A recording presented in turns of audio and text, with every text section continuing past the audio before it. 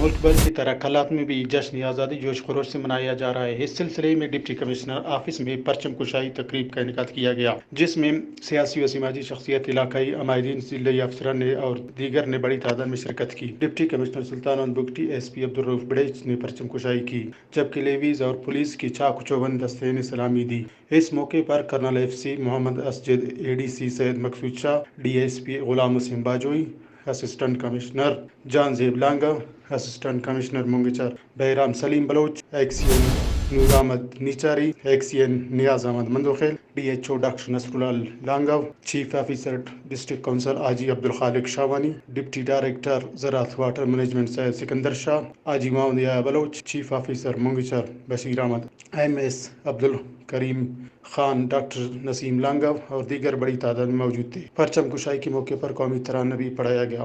Kalat reporter Maqbool Gul Mahmood.